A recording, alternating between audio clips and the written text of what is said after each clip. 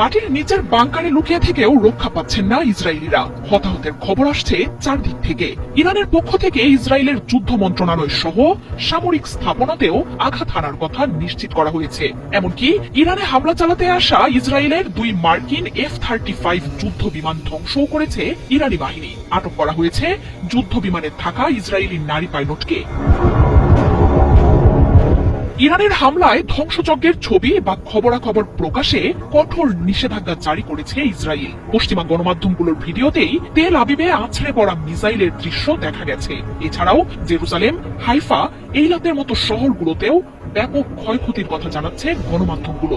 বহুতল বহু স্থাপনা মাটির সাথে মিশে যাওয়ার খবর পাওয়া যাচ্ছে। একের পর এক বিস্ফোরণের শব্দ শোনা যাচ্ছে ইসরায়েল জুড়ে। আগুন জ্বলছে বহু জায়গায়, অবিরাম বেজে চলেছে সাইরেনও। পিছু হটার কোনো লক্ষণই দেখাচ্ছে না ইরানের বাহিনী। যুক্তরাষ্ট্র আর পশ্চিমাদের হুমকির জবাবে উল্টো তাদেরই শাসিয়েছেন আয়াতুল্লাহ খামেনি। ইসরায়েলকে যারা বাঁচাতে আসবে এবার তারাও যে ইরানের হামলা থেকে রেহাই পাবে না সেই বার্তাও জানিয়েছে দেশটি। ইরানের পাশাপাশি মিসাইল ছড়েছে ইয়েমেনও। ড্রোন হামলা হচ্ছে ইরাকের ভূখণ্ড থেকেও।